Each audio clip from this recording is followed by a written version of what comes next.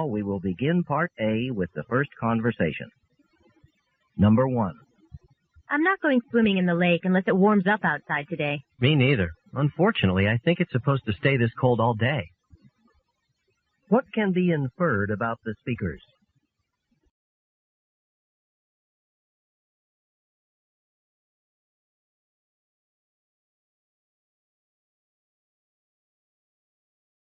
Number 2.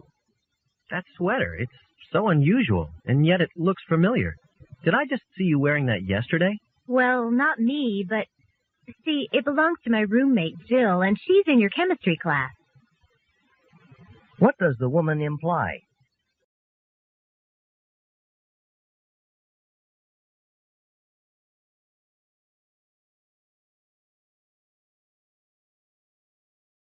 Number 3. This toothache is killing me. I was hoping it would just go away, but it's getting worse by the minute. What did you say the name of your dentist was? I told you last week to make that appointment. What does the man imply?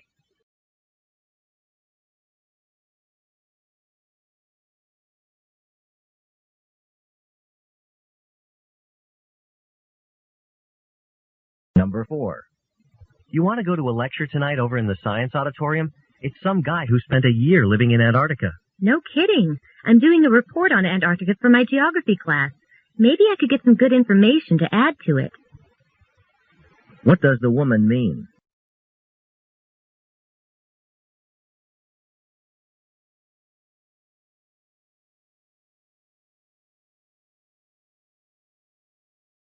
Number 5. I'd really like to learn how to play chess, but it looks so complicated. It seems like it would take a really long time to learn. Well, it takes a long time to get good at it, but we could go over the basics this afternoon if you want. What does the man imply?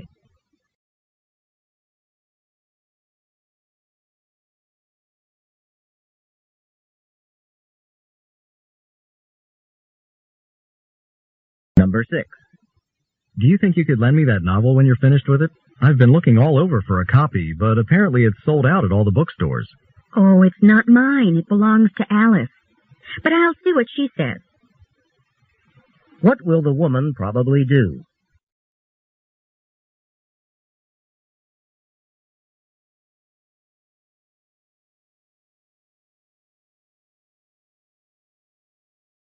Number 7.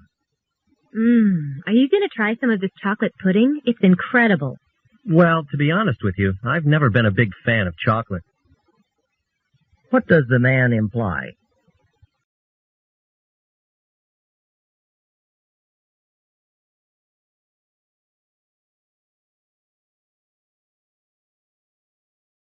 Number 8. Why don't we go catch the new Italian film at the Pine Street Cinema? That's a little out of the way, don't you think? It's playing just up the street at the Grove, too, you know. What does the man suggest they do?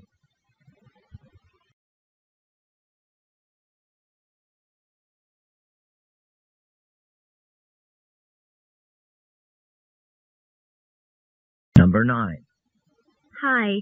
I know Dr. Wilson's out of town at a conference, but I was wondering, since she won't be back till next week, if you could check in your computer records and find out how I did on her midterm exam? I'm sorry, miss, but I'm not authorized to give out that kind of information. What does the man mean?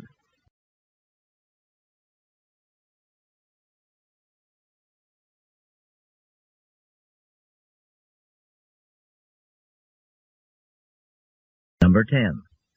You wouldn't believe the line at the Auto Inspection Center. I waited more than 2 hours to get through it. That's what you get for waiting until the last day of the month. What does the woman imply?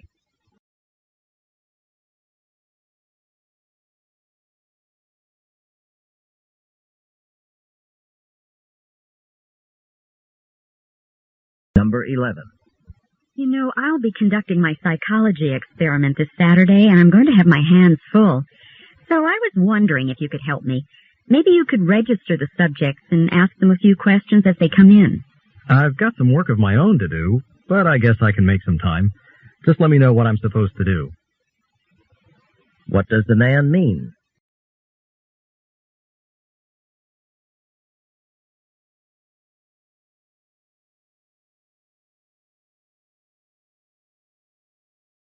Number 12. Did you ever get around to cashing that refund check from the bookstore? Oh, gosh, you know what? I must have mislaid that in my desk somewhere. But thanks for reminding me. My funds are running low, so I'd better find it soon. What will the man probably do?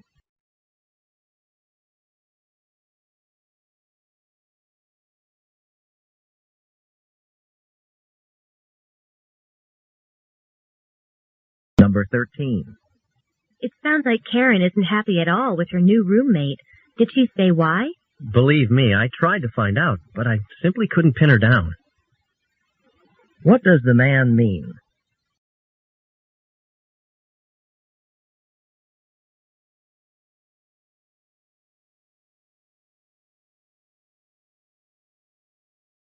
Number 14. Oh, Professor Jackson, I was wondering what, if you had a chance yet to look at my thesis proposal? Well, I know you gave it to me over a week ago, but to be honest, I've been swamped with other things. What does the professor imply?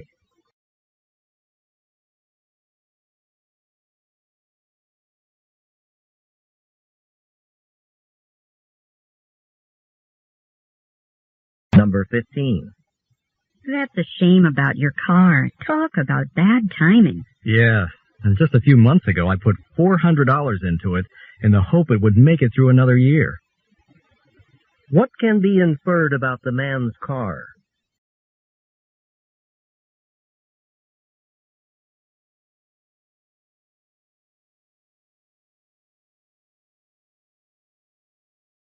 Number 16. This stew is delicious. I'd love to be able to make it myself. Why not? You can get all the ingredients at any supermarket. Here, let me get a pencil and paper. What will the woman probably do next?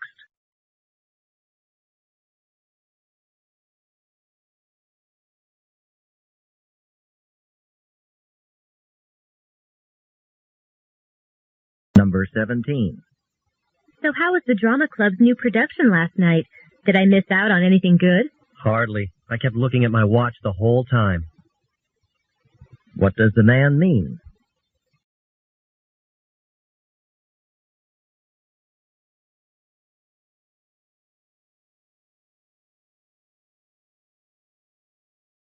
Number 18.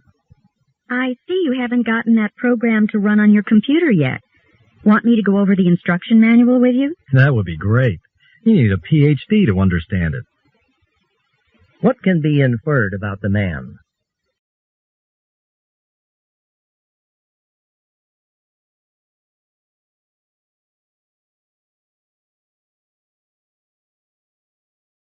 Number 19. How do I get one of those green buckets everyone here puts out at the curb for paper recycling? Oh, just call up the sanitation department. They'll deliver a bucket at no charge. What does the man suggest the woman do?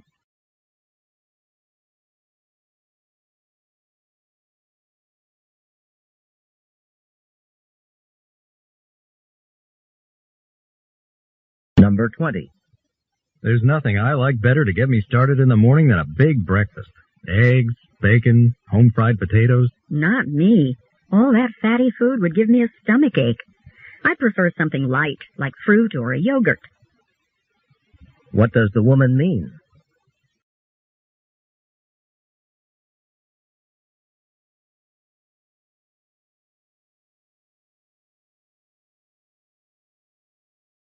Go on to the next page.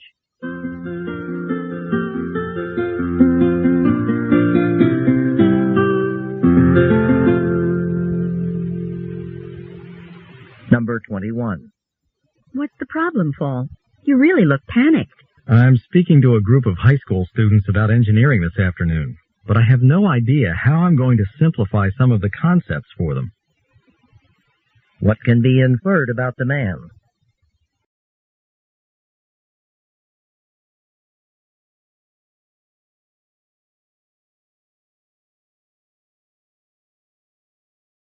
Number 22. Well, I'm never doing this again. 7 courses in one semester is just too much.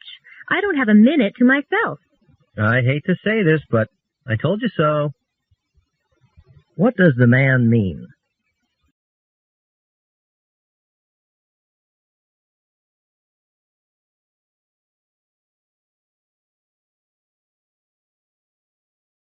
Number 23. Do you think we could use your pickup truck to take the telescopes out to the field again this weekend? To be honest, I've got a lot of dents in my truck from the last field trip. Maybe someone else can help out this time. What does the man imply?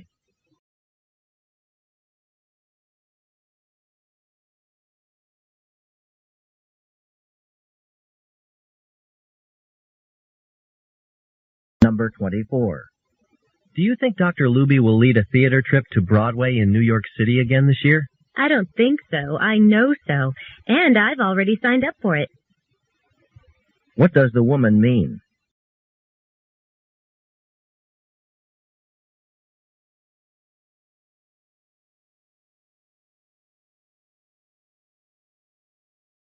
Number 25. Tomorrow we're having our first test in my history class. I'm really worried about it. You've taken one of Dr. Parker's tests, haven't you? I hear they're impossible to pass. I don't know who you've been talking to. My experience was just the opposite. What does the man imply?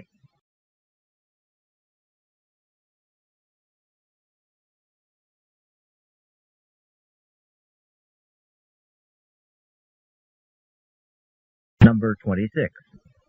I haven't turned on my air conditioner at all this summer. That's surprising, considering how hot it's been lately. What does the woman find surprising?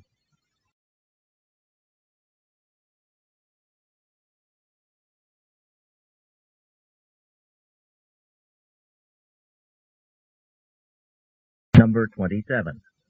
Hey, congratulations on winning the essay contest. That $1,000 prize money should really come in handy. You bet. I've already put it aside to cover the increase my landlord just announced for next year. What does the man mean?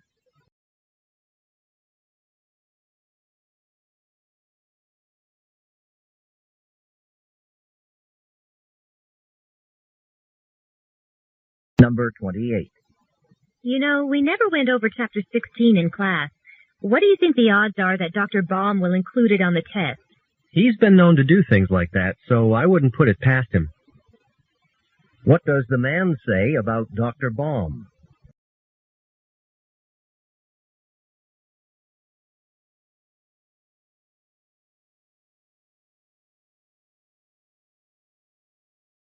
Number 29. I heard that only 20% of summer jobs in this part of the country are advertised. The other 80% are filled some other way. Really? Then maybe I need to change my job search techniques. What can be inferred about the man?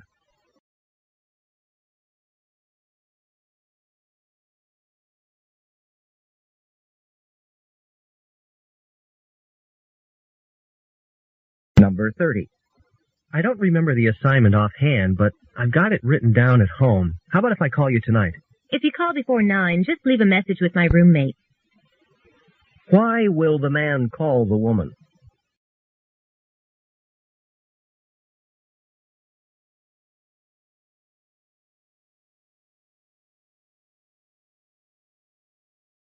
This is the end of Part A.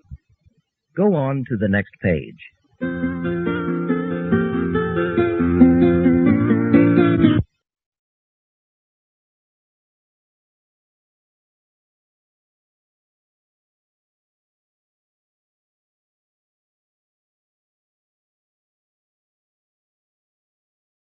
Longer conversations.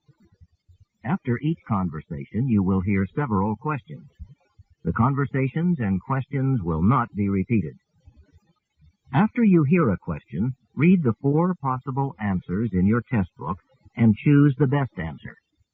Then, on your answer sheet, find the number of the question and fill in the space that corresponds to the letter of the answer you have chosen. Remember, you are not allowed to take notes or write in your test book. Go on to the next page.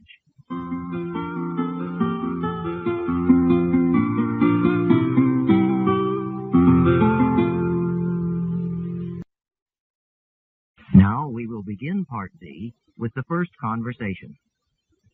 Questions 31 through 34. Listen to a conversation between two students in the lounge of a college dormitory. Hi, Kevin. Your roommate told me I could find you in the TV lounge. What are you doing here? What does it look like I'm doing? Well, it looks like you're watching television, but we have a linear algebra midterm tomorrow, so I thought you'd be studying for it, and maybe I could study with you. Oh, well, I was just taking a break. This linear algebra stuff gives me a headache if I work on it too long. I know what you mean. I've been working on it for 3 hours straight already. I'm beginning to go cross-eyed from staring at the sample problems. I just don't get some of them. But I can't believe you're coming to me. I mean, you do know what I got on the last test, don't you? Yeah, I know. You told me. I just thought 2 heads might be better than 1. Yeah, that's a nice idea. But, you know, I wish I knew that person in our class who got 100 on the last test. She didn't miss a question. Was it Elizabeth? Oh, yeah, Elizabeth. She's a friend of mine. She'd be a big help right now. Why don't I give her a call? What, at this hour? It's already 10:30. I don't want to impose on her. Yeah, I guess you're right. But you know what? She owes me a big favor. Let's at least give her a call and see what she says. Maybe going over some of the problems with us would help her review the material. It's worth a try. Number 31. What are the speakers mainly discussing?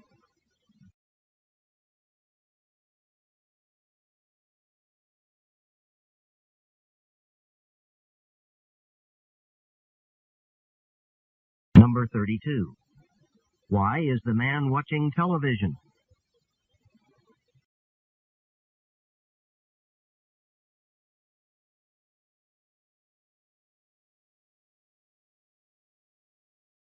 Number 33. Why is the man surprised that the woman wants to study linear algebra with him?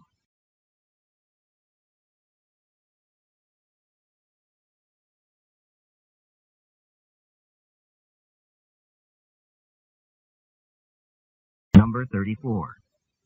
Why doesn't the man want to call Elizabeth?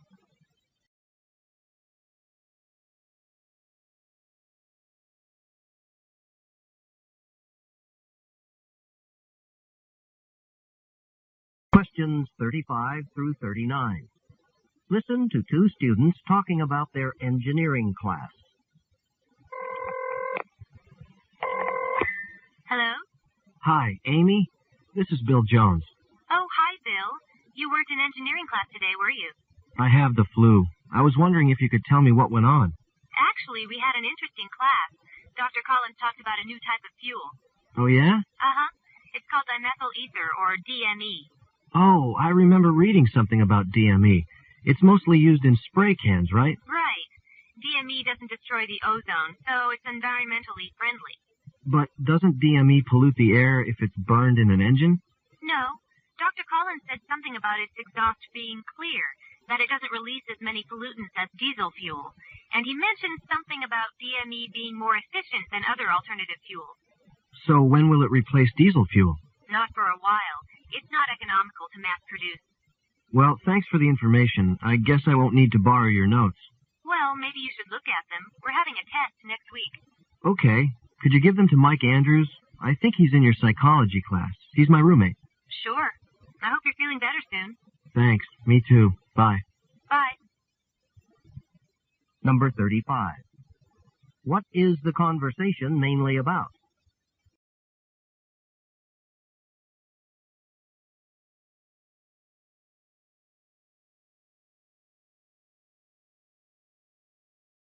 Number 36. Why is the woman giving the man the information?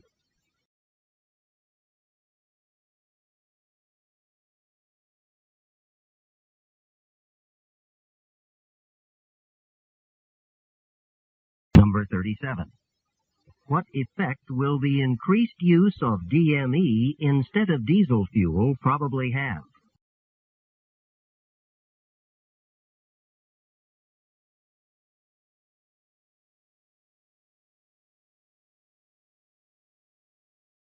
Number 38.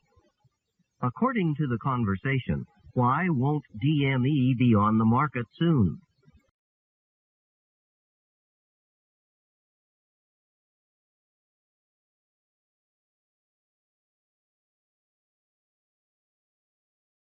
Number 39. Why does the woman suggest the man look at her notes?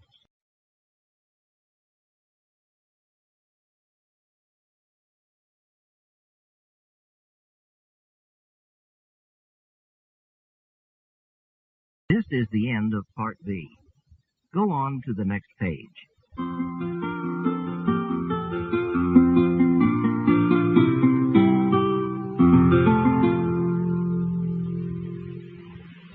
Now read along as the directions for Part C are being read. Part C. Directions. In this part of the test, you will hear several short talks. After each talk, you will hear some questions. The talks and the questions will not be repeated. After you hear a question, read the 4 possible answers in your test book and choose the best answer. Then, on your answer sheet, find the number of the question and fill in the space that corresponds to the letter of the answer you have chosen. Here is an example. On the recording you hear, "Listen to an instructor talk to his class about a television program." I'd like to tell you about an interesting TV program that'll be shown this coming Thursday. It'll be on from 9 to 10 p.m. on Channel 4. It's part of a series called Mysteries of Human Biology. The subject of the program is the human brain, how it functions and how it can malfunction. Topics that will be covered are dreams, memory, and depression.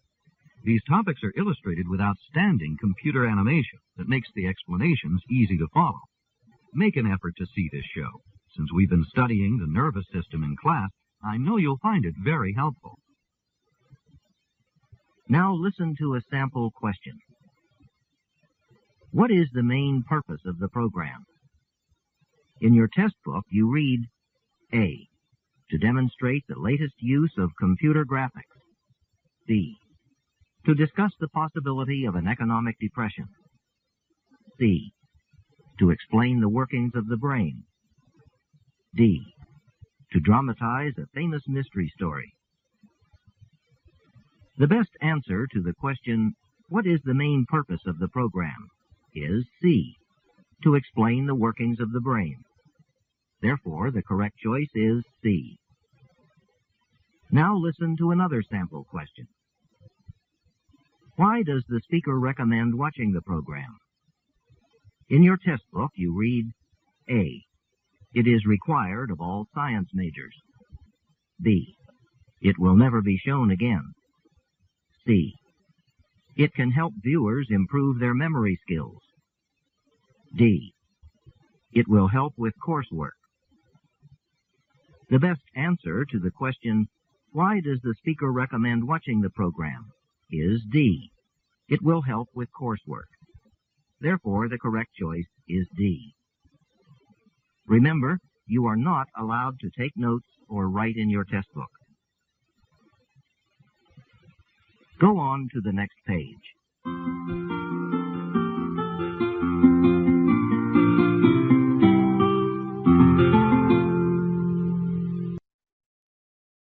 Now we will begin Part C with the first talk.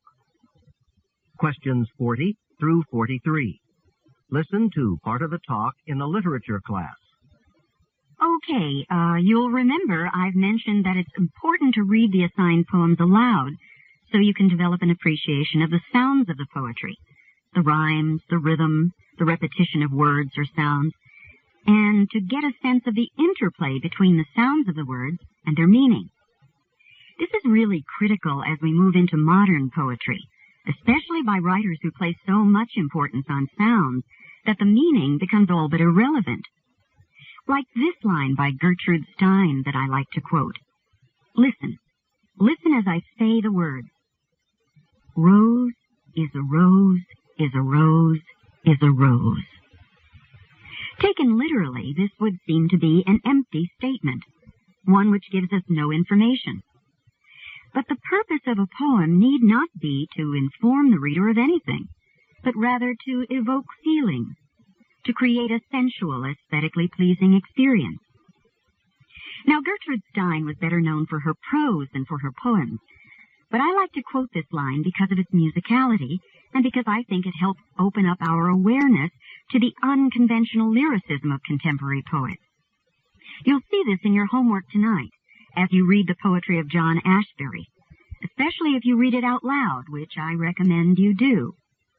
Poets like Ashbery don't rely so much on any formal rhyme scheme or meter as on the musical quality of the individual words themselves. As I said, Stein was better known for her non-poetic work, and now I'd like to touch briefly on her essay entitled Composition and Explanation. This work deals with her theory of writing and will help to explain some of the things we've been talking about. Number 40. What does the professor mainly discuss?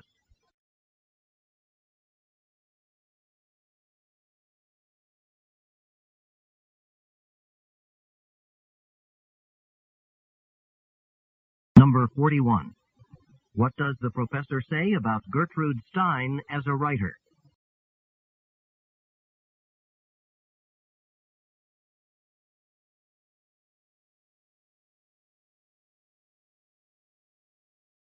Number 42.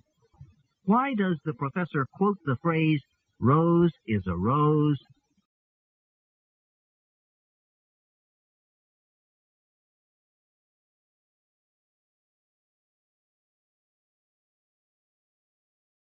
Number 43. What does the professor recommend the students do as part of their homework?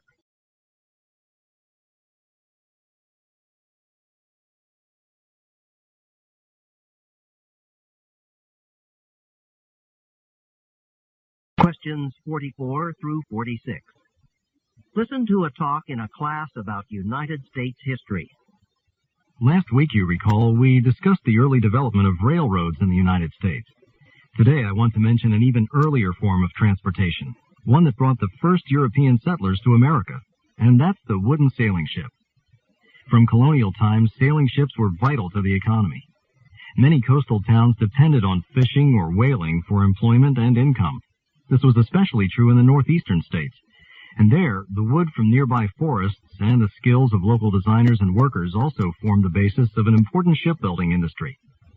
But the big profits were to be made on trade with faraway places, and since sea captains often became part owners of their ships, they had a strong interest in the commercial success of their voyages.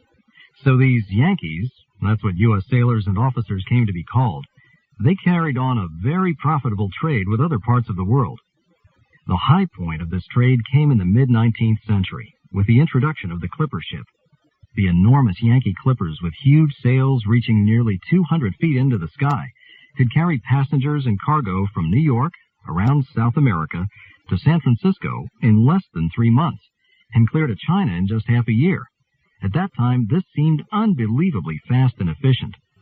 But in the 1860s, more reliable steam-powered ships began to take over, and soon the important role of sailing ships in the U.S. economy would come to an end. Number 44. What aspect of United States history does the professor mainly discuss?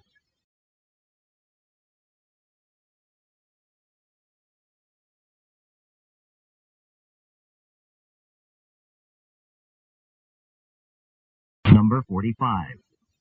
According to the professor, what may be one reason for the success of the merchant ships of the United States?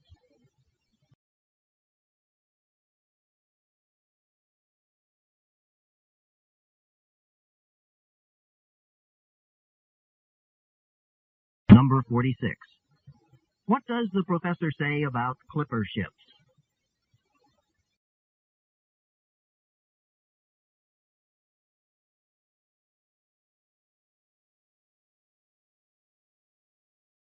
Questions 47 through 50. Listen to part of the talk in a class on early childhood education. The professor is discussing penmanship, the quality of one's handwriting.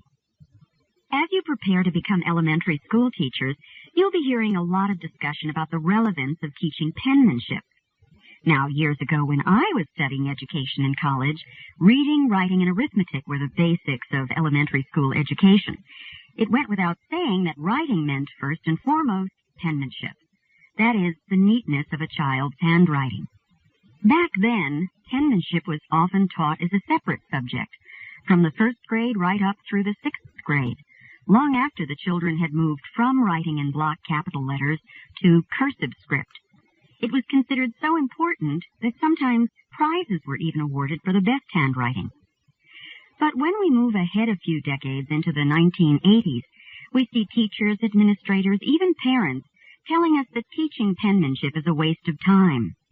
With computers, they said, children can successfully manipulate the keyboard or mouse of their home computers before they can even hold a pencil.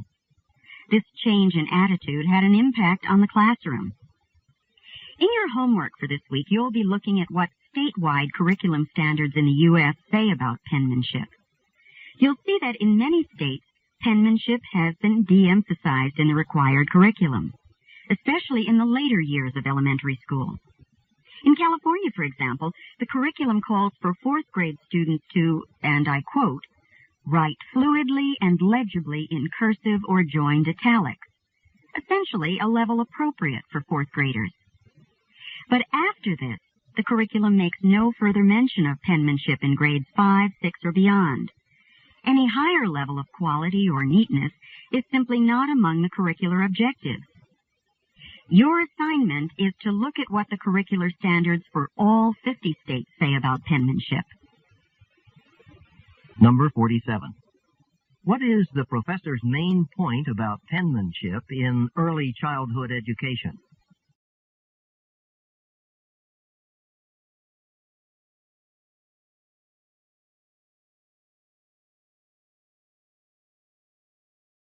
Number 48. Why does the professor mention prizes?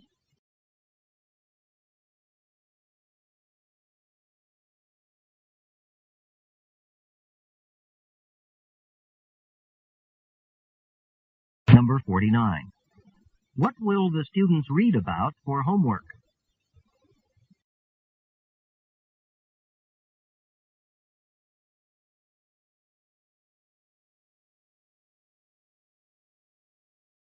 Number 50. What does the professor quote from California's curriculum requirements?